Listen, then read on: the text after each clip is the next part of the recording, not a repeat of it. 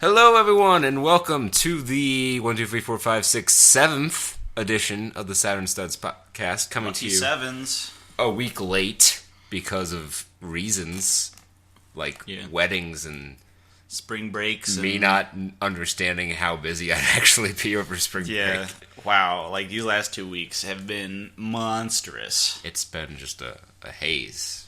Not even the fun kind, like a purple haze. Just like freshman rush hazing. Yeah. Oh.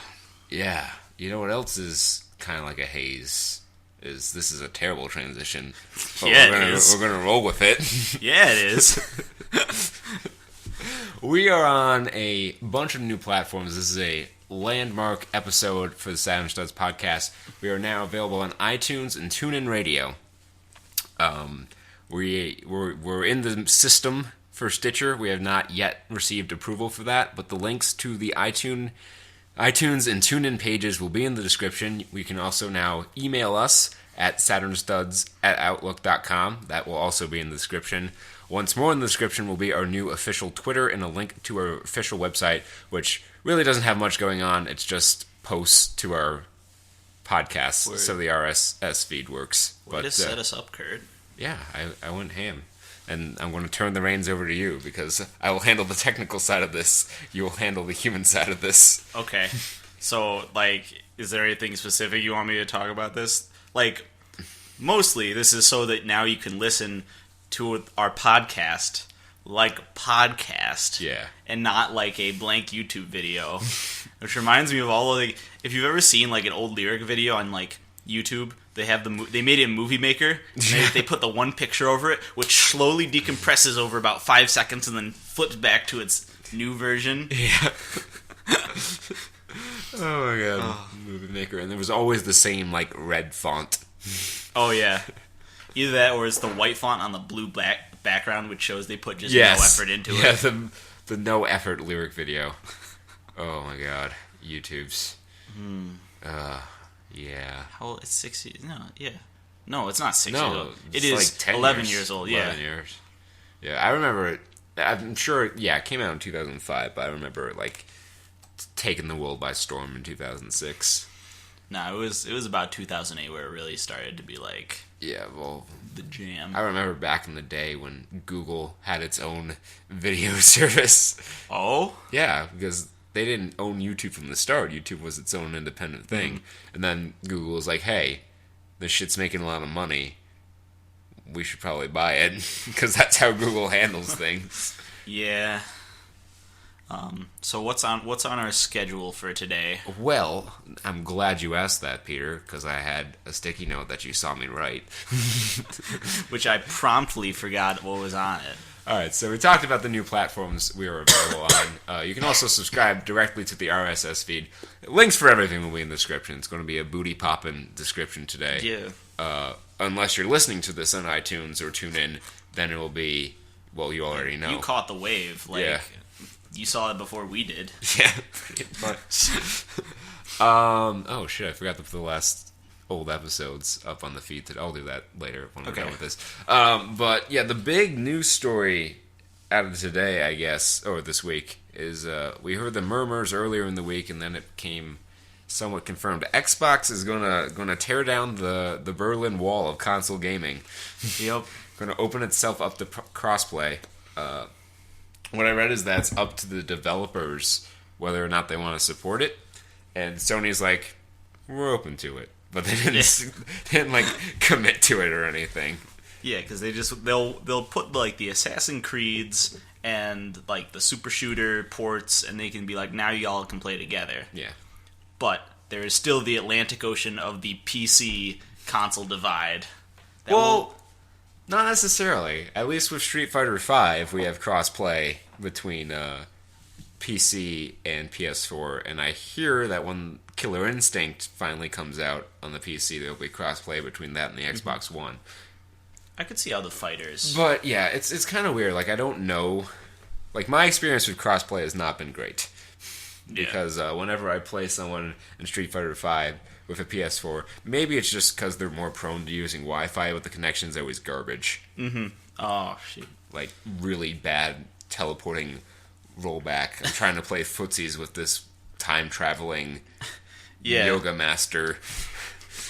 And it's like I'm so worse is with Cammy because like I can't play footsies against random spiral errors to begin with, but when they just phase through a portal in time, it's doubly impossible. Like Street Fighter is definitely a game that is about like lightning quick reactions and reading your opponent in a reasonably timely manner, which can't happen at all over an internet connection unless you have really good ping. Yeah, I mean like even in my best matches, like reacting to things online is super difficult. But anyway, we got a little off track there. Yeah. But I think this is a good step for console gaming because they're gonna have to band together to survive because they're already on obsolete hardware. Pretty much, like I don't know how the Wii's gonna do. Like, well, the Wii's like gone. They're moving away from the Wii U. They've got the Nintendo NX coming out, which no one quite knows what that is. Yeah, that's some sort of thing. I hear it's supposed to be like at least as powerful as the PS4. But the fact that Nintendo has to mid-generation, like the fact that they're pulling a Sega, they're launching their Dreamcast in the middle of this generation. Yeah. The Dreamcast had a beautiful short life. It was. That was one of my favorite consoles. It was the Dreamcast. It was a star that shone twice as bright and burned out twice as fast. Oh, moment of silence, just for the Dreamcast. $9.99. $9.99. Never forget. May your VMUs stay in our pockets forever. May your Chow Garden ever blossom. Alright, so there were a couple new trailers. Actually, yeah, we didn't get a chance to talk about it last week, so I think we'll mention it now. The new Civil War trailer with our reveal of our boy Spider-Man. Spider-Man with his classic, like really classic. Yeah, I'm not Spider-Man suit. Super sold on. I mean, I only saw it for like 3 seconds. I'm sure it'll be fine, but like the costume looked a little weird, and then the little kid voice kind of threw me. Yeah. I mean, I kind of expected it because it's like Peter Parker, and they build up the thing, and he's always kind of a snarky dude. So I was expecting him to like undersell it, you know, and be like, "Well, hi there, guys." But the suit was a little weird. It felt a little smooth when you looked at it. Yeah. And I think I've heard some people say like, you know, who wanted like a more kind of realistic one, seeing as we've gotten all these nice realistic looking. I really like the costumes. look of the Sam Raimi Spider-Man costumes. Yeah. But they said this one was like. Maybe they hadn't finished all the suit CGI yet. Yeah, like I mean, it's a first look trailer. I'm sure it'll be fine by the time the movie rolls around. I wasn't expecting the little kid voice. I think that's what threw me more than anything else. Because I know it's not the same as in the comic, but like Peter Parker's like a college graduate in the Civil War. Yeah. So I was that was in my head going into it, and I was just kind of surprised by it. I mean, I don't inherently dislike it, even though I hate little kids with a passion that burns with the fire of 1,000 suns. Or 1,000 burning kids. That's you need a lot of passion. You painted me into a corner there because I was about to jokingly say like that's like Christmas morning to me, but then I realized how dark that actually is. Chestnuts roasting over an open child. So I backed the fuck out of that one real quick. Yup. What else? So, yeah, the new Apocalypse trailer, which is 99.9% the same as the old Apocalypse trailer. Yep.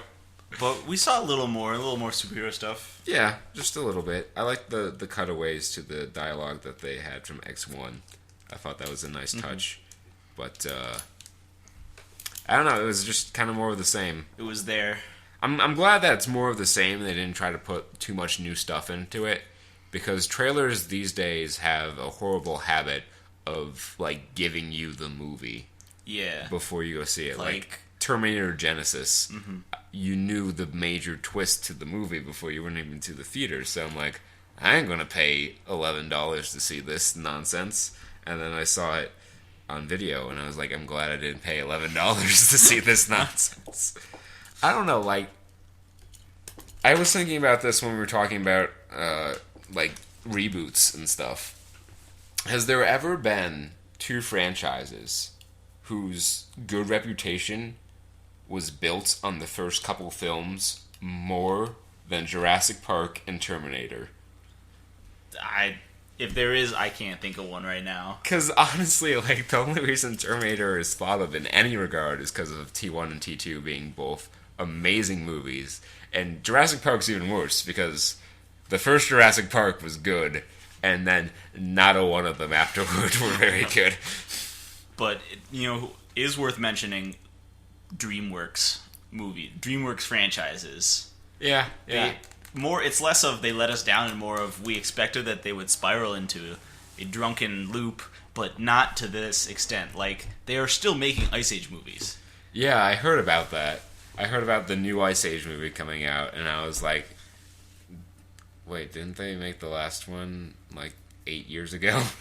Does Ray Romano need that much more money? I mean, he's got his own, it's not his own HBO series, and I don't even know if it's still going. Is that the one, with them in the cars or whatever? No, that's Jerry Seinfeld, and that's on Crackle. Comedians in Cars Getting Coffee is an excellent little mini-series that if you have a device that can get on Crackle, I recommend you checking it out. Particularly the Alec Baldwin episode. I enjoyed that one greatly. I have Tarzan written up here. I didn't see anything about this, so if you want to go ahead and take it over, that's fine. So speaking of movies, of trailers that gave away the entire plot of the movie, The Legend of Tarzan. I'm going to show it to Kurt after we're done. However, really, can you possibly spoil the plot of a Tarzan movie at this point in time? Yes, because it's almost different. Everyone knows what Tarzan's about. He finds Jane, and they get married, and then Jane lives in the jungle, but is still high. I don't know. There was a cartoon based on the Tarzan movie. Yeah, so this one's, of course, it's the grimdark remix. So they remake it so that I know, and you'll never guess what the trailer started out with. A Hans Zimmer-esque score. Yeah. How'd you know? Because every goddamn trailer starts with a Hans Zimmer-esque score. I looked at the first shot because my sound wasn't on yet on my headphones, and I saw the panoramic shot of the giant mountain. I'm like, God damn it! If this is the that was my one problem with Inception as a movie is that after every line of dialogue they had the foghorn go off. It's like, okay, eat up and get some rest. We've got a big day tomorrow. Bong! Hey, can you call my secretary? Bong! Mom, I'm going to grab some food. Bong! Every goddamn time. Oh, that's terrible. But yeah, so that kind of told you a lot about the trailer first. So now they've remade it so that they show the mom and dad they're surviving in the jungle, and then they get killed by apes with Planet of the Apes CGI. But they take the son, and he grows up. And then they skip a darker turn. Yeah, like I said, it's a grimdark remix. So they skip forward. This is all in the trailer, so I'm getting all this from the trailer. They skip forward past the time where he sees Jane, and they go back to civilization. But they're like, it's your destiny, Tarzan. You need to return to the jungle and go back. Return to the apes which murdered your family. Yeah, and there's a scene which I'm gonna spoil it for you. I don't care. It's the You're probably not gonna see this movie. If you're the type of person who's listening to this podcast, I'm sure that you're not going to shell out $11 to see this what sounds like a monstrosity. Yeah. So there's literally a scene where it's all the safari poachers or whatever in their town, and who's the guy who played in the Tarantino movies? He was Christoph Waltz. Okay. I think he's the main poacher. Okay. And this scene, I swear, the Marvel Cinematic Universe got sucked up into Tarzan a little bit because they're all in the town and they look toward the mountain and you see a rumbling in the distance. I'm like, no.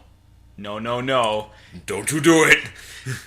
Don't be Tarzan controls the jungle with his mind or some shit. Fuck. And he did. No, he doesn't. But the next scene is a stampede of wildebeest coming to take revenge on the town. And I'm like, oh my god. Are you sure this isn't a Lion King remake? Oh my god. I mean, it could be. He rubs his face against a lion in it, And then there's like battle scenes, and they're shooting cannons, and like there's wildebeest going through buildings and shit. And I'm like, okay, yeah, I see enough. That's a movie. You know, they're having Batman v Superman, which we will see probably the day it comes out and have a review of for you as best we can. Oh, another thing that just popped into my mind is the new season of Daredevil's out. Ooh. So Peter and I are probably going to have to marathon that shit over the weekend. Goddamn. So we can review it for you next week. Yeah, when do you want to do that? Because that's... I don't know, like, we can do it kind of independently. I don't know, like, what kind of pace you watch. You don't have Netflix? No. Oh, okay. So, I don't know. We'll figure something out. Okay. But we'll have to try to squeeze 13 hours of... Yeah, maybe not next week. We could watch half of it this weekend. Yeah, we can... We'll review the first half, and then... We'll review the second half. It'll be a two parts. I like it. And then, and that will lead us, actually, into... Wait, today's the... Next week, Batman v Superman comes out. So we'll watch Daredevil over the course of 2 weeks. We'll review Batman v Superman, and then we'll review Daredevil. Word. Okay. We figured it out, guys. We got it on lock. So, y'all know what's coming up. Yeah, so that's coming out soon. So, within the spirit of Batman v Superman... I thought of when we were talking about this trailer, and I mentioned The Lion King. Mm-hmm. I want to see Tarzan v Simba. Ooh, I like that. Wasn't who was the oh, is that in Aladdin where Scar was a lion rugged and no? Yeah, he shows up as a cameo as like a lion rug in someone else's house in another Disney movie. Oh, that's grim. Yeah, it's kind of dark. Of course, The Lion King was pretty dark for a Disney movie. It was Disney Hamlet. Yeah, I love that you know that it was Disney Hamlet, but have not seen it. That's because my English teacher. I don't know how you can go your life not seeing The Lion King. Well, it doesn't matter. You were born right around the time that it came out. I don't know, man. It was animes, but it's okay. I'm caught up. I watched the Lil Dicky rap version, where he raps the plot of Lion King. Doesn't quite deliver the majesty of Elton John's epic soundtrack for the movie and like the great animation of it and how it was like the best Disney movie ever made. And if you disagree with me, that only means that you're wrong. Doesn't mean you have a different opinion. It means you're wrong. I'm sorry. Thanks for playing. Go home, sir. You get nothing. Gene Wilder, Best Wonka. Fuck you, Johnny Depp, in your remake. That movie, I don't know how we didn't talk about that in the bad reboots. I don't know, man. That was terrible. Holy shit, the Johnny Depp Willy Wonka. I was the only good thing about it is that it actually was titled after the book. Yeah, that's the one good thing I can say about it. It's true. But it was Tim Burton took shit inside the factory. Yeah. He took a curly-hilled shit inside the factory. Tim Burton's got a secret formula, and it's very easy to break down. He takes a story that's already kind of creepy and makes it a shitload creepier and casts Johnny Depp. Yep. That's... No, here's how it breaks down. He gets Danny Elfman to do the score and casts Johnny Depp. I think they're the same person. Have you ever seen the three of them in the same room at the same time? Dun, dun, dun. No, but here's the Tim Burton trifecta. Big ol' moon. Big ol' moon. Stitches on people, anywhere. And curly-ass hills. Curly-ass hills, yeah. Although, I will say this. I really liked the Tim Burton Gotham City. Mm-hmm. Like the two Batman movies he made. Well, the 1.5 Batman movies he made. Because I don't know that I can say Batman Returns is a Batman movie. It's a Tim Burton movie that's got Batman and some Batman characters in it. But I don't know that I'd call it a Batman movie. Yeah, I think we already touched on that. I don't care. It bears repeating. Yeah. I will preach this on a hilltop like Jesus until people accept my point of view. Speaking of that, how the internet changed gaming. Yeah, because Jesus invented the internet. I was gonna say yelling at people until they accept your opinion. Oh. Well, Jesus invented the internet, in case you didn't know. I learned that in Sunday school. E-Sunday school. E-Sunday school. Yeah, I took an online Sunday school class to get some credit to fill out my humanities. So yeah, like harking back to the Xbox PS4 crossplay and just online gaming in general, like when you look back to not even 10 years ago, well, actually, we talked about the Dreamcast. So the Dreamcast was the first.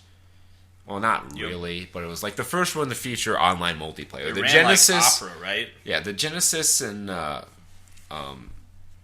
Saturn had like the Sega channel that they could connect to. So like they were technically the first consoles that could go on the internet, but they didn't really do much with it. It took until the Dreamcast where you could play at blistering 56K dial-up speeds.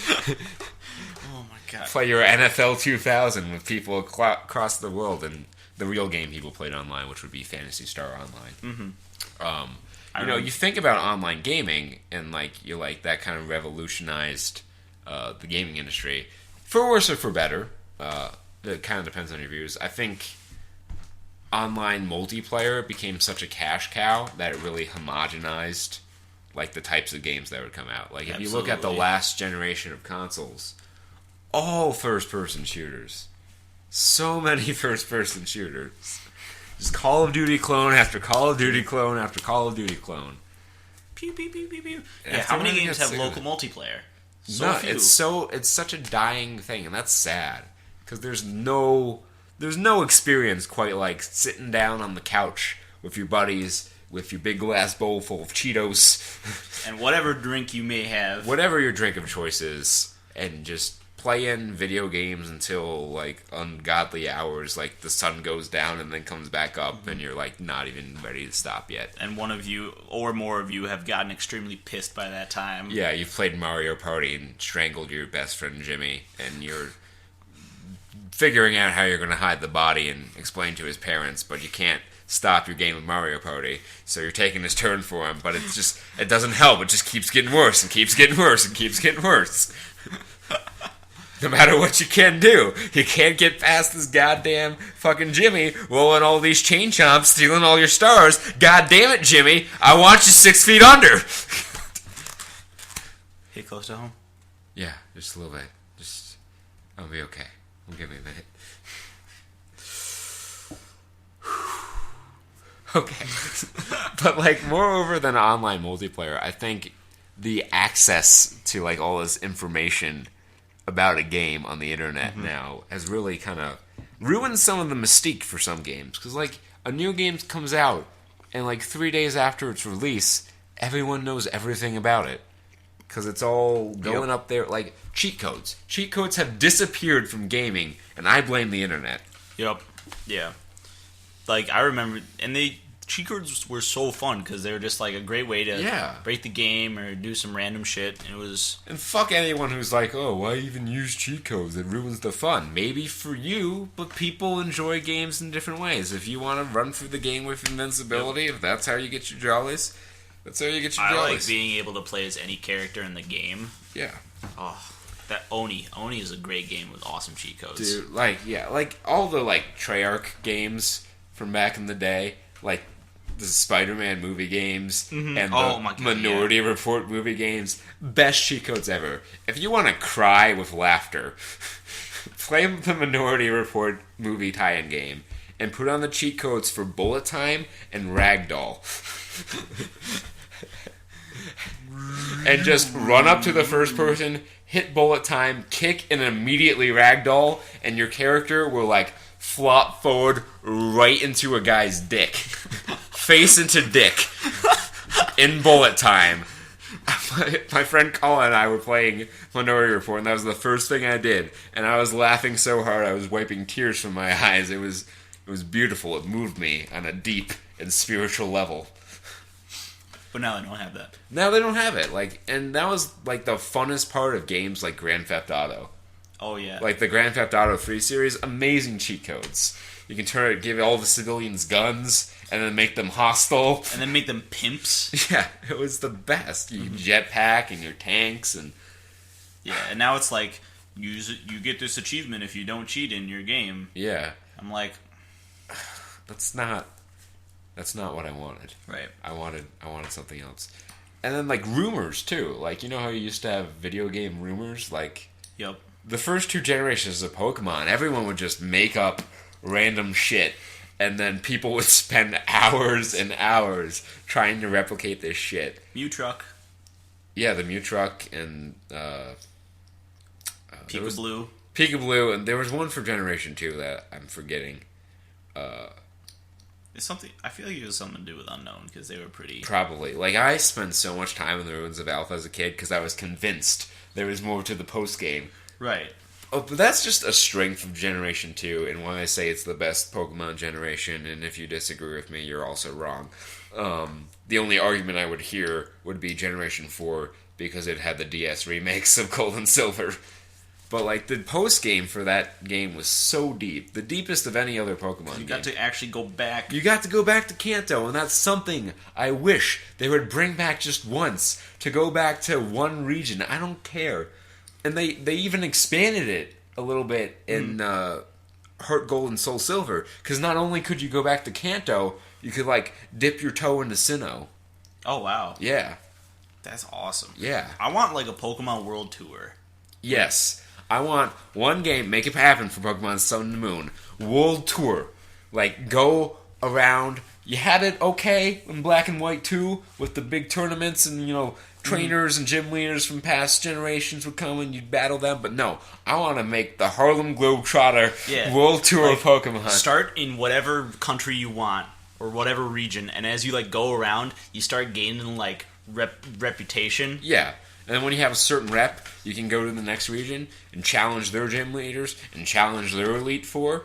And if you're like, oh, but then the level balance would get out of whack. You know, a great way to add replay value and customization, have it be that, like, you know how they're Pokemon leagues, right? Right. Like, every region has its own Pokemon league. So have it so that they can set their own rules. Like, okay, you can come here, but you have to use Pokemon only from our region. So you, like, start from scratch. You get your starter from that region, you know, and it'll be the starter that was in that generation for that region. You can pick from the 3. And then, you know, you go around and you catch the Pokemon of that generation, you beat up on their gym leaders' asses, and then you beat their Elite Four's asses, and then you're, like, going on to the next generation. That would be so effing cool. That's what needs to happen. I really wish. Yeah. But we got Pokken Tournament. Yeah. Oh my God! I read the the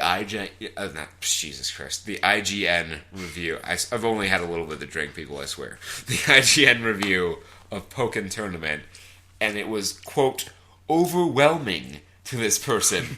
The same game that's most complicated motion is a command normal is overwhelming to this person. I'm like, maybe if you play Smash 4, it's a little overwhelming to you. But really, if you've played any sort of fighting game before, it's really not that bad. Mm-hmm.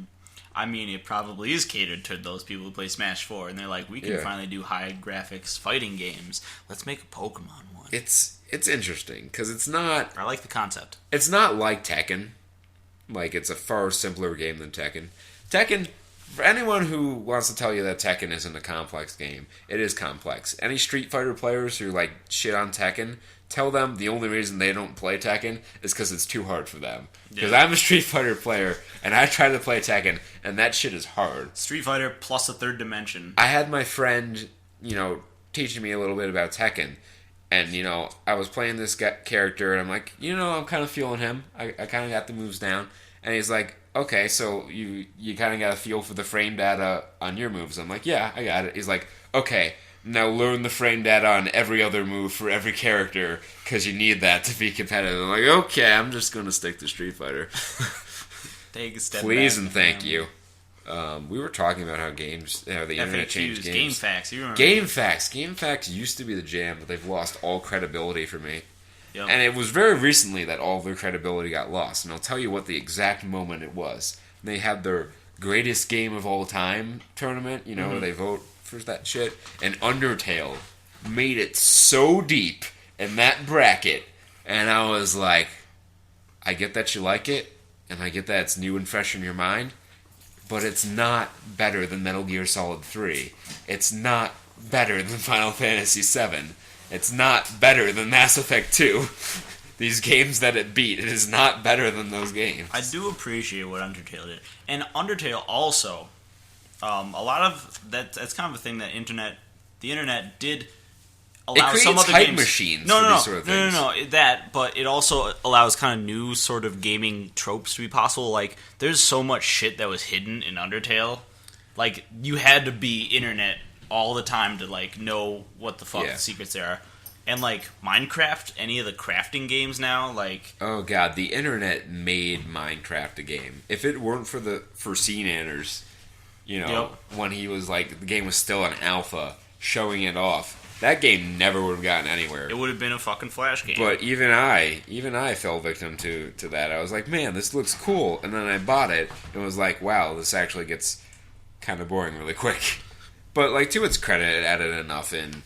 like over the course of its run that it's an okay game. I just don't have the creative drive to use it like I need an objective, in a game. I need something to keep me going. And it doesn't even have to be like a strong objective. Like I've dumped hours and hours and hours of my life like grinding things for like the smallest rewards. Oh yeah, it's because it is about the journey. I think I might have some form of like autism or Asperger's, where like repetitive tasks soothe me. Because I'm a little too okay with grinding. I mean, any RPG gamer will get in that mindset. Speaking of grinding MMOs, there you go. That's the way the internet changed gaming. Yeah, that like did not exist. And we'll go back to the Dreamcast because Phantasy Star Online was like probably the first big MMO, like for consoles at least. I'm not sure if like the first Diablo came out. Diablo or EverQuest or RuneScape.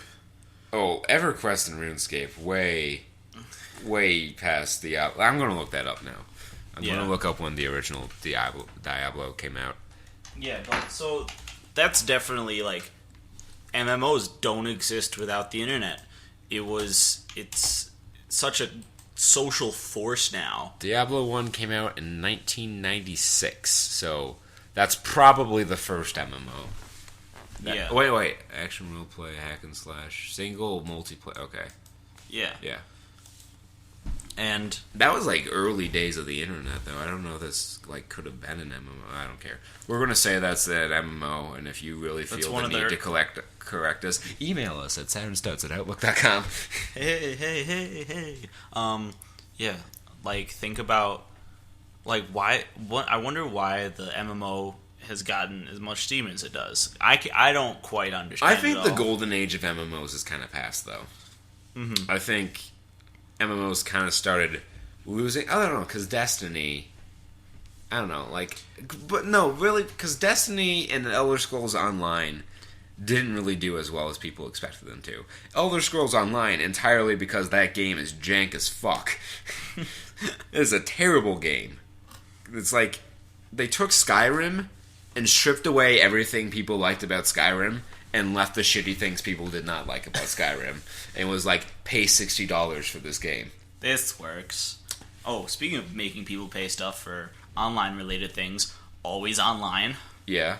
That's a new thing. DLC. Let me talk a little bit, like as an aside for DLC. Because DLC, I think, it's kind of like a really tragic tale of the gaming industry.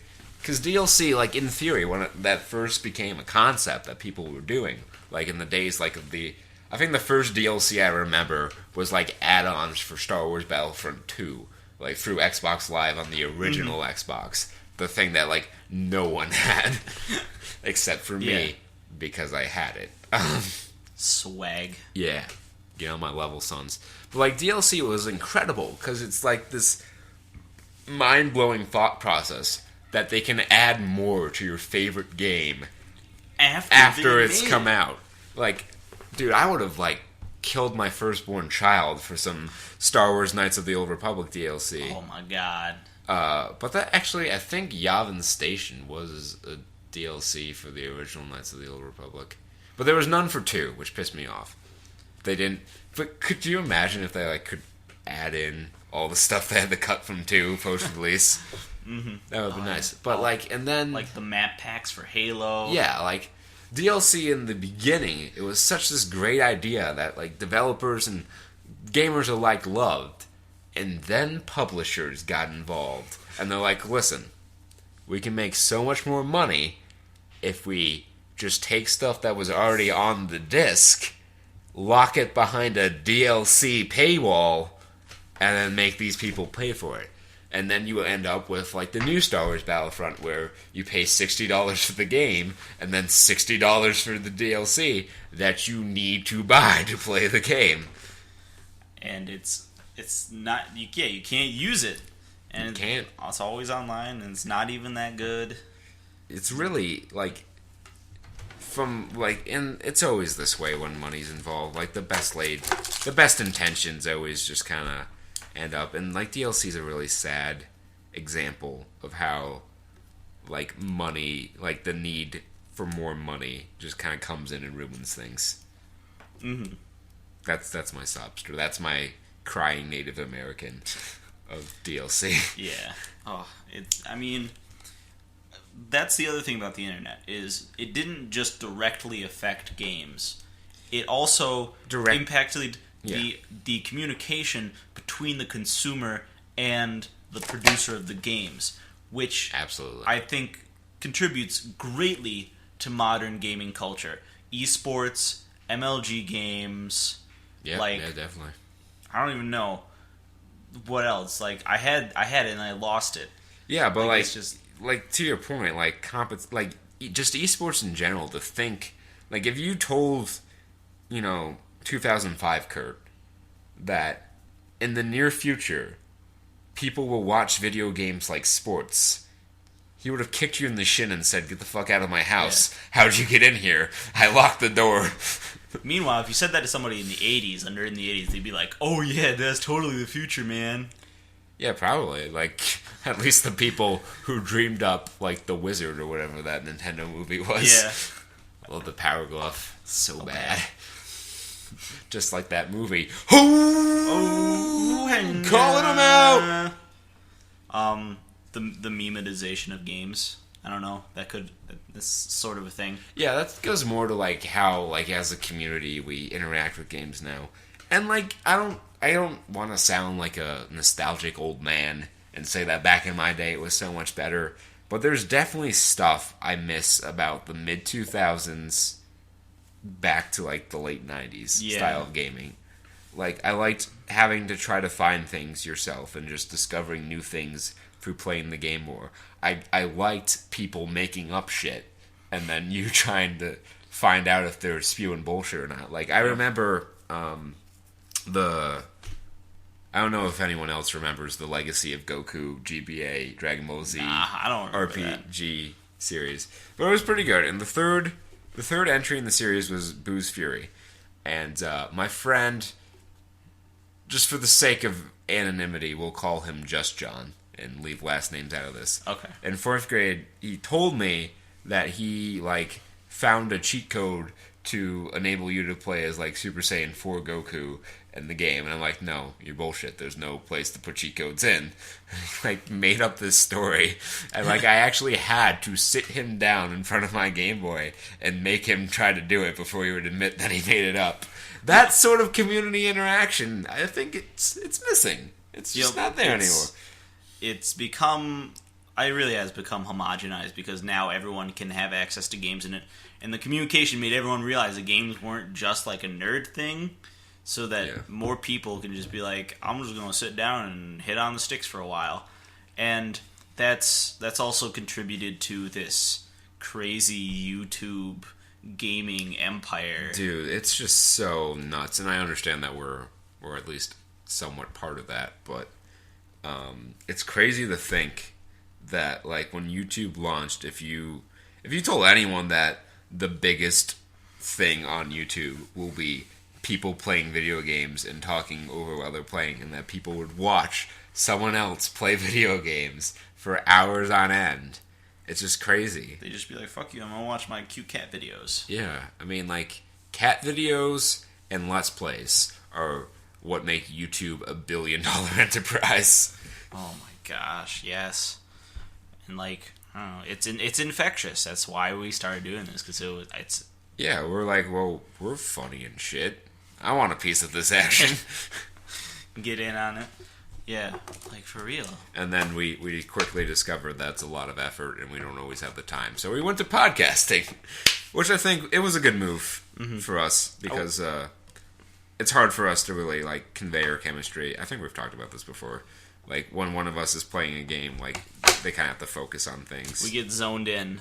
Yeah. Like that's kind of, when you see the like whoever the big streamers are and they kind of goof off while playing a game. That's because they need to focus on the conversation. They can't focus in on the game because otherwise they'll just be like, Yeah, like I remember during the Sonic Adventure 2 playthrough, like Cannon's Core, like there were times I just went silent. Yeah, it's just dead air. Like the episode, it's even titled that Peter. It's titled Peter Tries to Carry the Show. It's the time on Cannon's Core where I just had to shut up and focus, like real intense, like, and poor Peter is trying to carry this 2-man operation all by himself. He's like, what's something I can talk about for like 30 minutes while you do this? And I'm like, I don't know. And he's like, let's talk about snacks. And I'm like thinking in the back of my head, I didn't say anything. I'm like, oh, Peter, you're gonna die out there. We're done. I would like to do videos again at some point, though. Well, yeah. I mean, like, we're gonna. It's just a matter of like finding stuff. Like, I want to try to at least have some stuff, so we have stuff for like over the summer. Because unless I end up getting a research job out here, we're not going to be around during the summer. We'll be apart. Yeah. That's I completely lost my train of thought. Let's go back to internet and gaming. Homogenize things, but it did allow. I do like that it allowed communication. You can just do stuff over long distances. It's nice. It's nice to be able to connect with people who like the same kind of games you do, and like work as a community to figure things out. Like, I think fighting games have greatly benefited from the internet because not only has it like allowed you to watch the best players in the world do their thing and try to learn from them. Like in Street Fighter 4, I wound up being a Ken player. Like I traveled around the cast a few times and I wound up on Ken players. And like whenever I would watch a tournament that Momochi was playing in, I would literally take out a notebook and like pause and write down what he did in the situation and try to incorporate it into my game. And then, like, figuring out frame data and stuff. Like, back in my day, we didn't know what the hell frame data was. Yeah. We just knew that if you threw out this move, it could be punished on block. But we didn't know, like, how and, like, what frames were, like, how to set up frame traps and stuff like that. Like, that, no one knew how to do that shit. But now it's, like, next level. Yeah, it's like we have so many resources. Like, at the end of the Street Fighter 4 days, there was this tool called, God, what was it called? It was called Frame Trapped, and it was this application, the shell that you would launch Street Fighter in, and you could input a combo and like tune it so that it worked well, and like it would send inputs to the game, so you'd do the combo, and you'd see what it looked like, and then you can turn off send inputs, and it would play the sounds for when you were supposed to press the buttons, and it would teach you the timing for the combo. That's awesome. Yeah, it was really nice. I could rarely get it to work right, but and I'm sure it helped a lot of those people, and none of that would have been possible without the internet and its major influences on gaming and the like. Yeah, so I guess in sum, for better or for worse, the internet has absolutely just re-changed every single part of gaming and what it's like, and I think for the most part it's good, if not solely for the purpose of it's easy to find a community for your game now. Like, whatever that game might be. Whereas, in the past, like, you would have to meet someone in real life who also enjoyed that game, and then maybe they had a friend or two who enjoyed the game, and Peter, please don't do that. That was good. I'm just bleeding everywhere. He's licking his wounds, quite literally. Shh. Do you have any paper towels for after this? Yeah, we've got paper towels. Anyways, so before I bleed out, any last thoughts?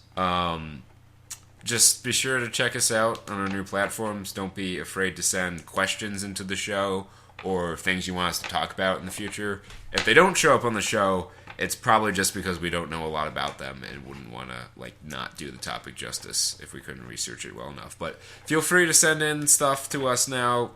Contact us any way you can. We do appreciate, even with the new formats, to still check it out on YouTube. Maybe turn out Black off, help us pay some bills around this place. But again, thank you all for listening, and we'll catch you next week. Good night.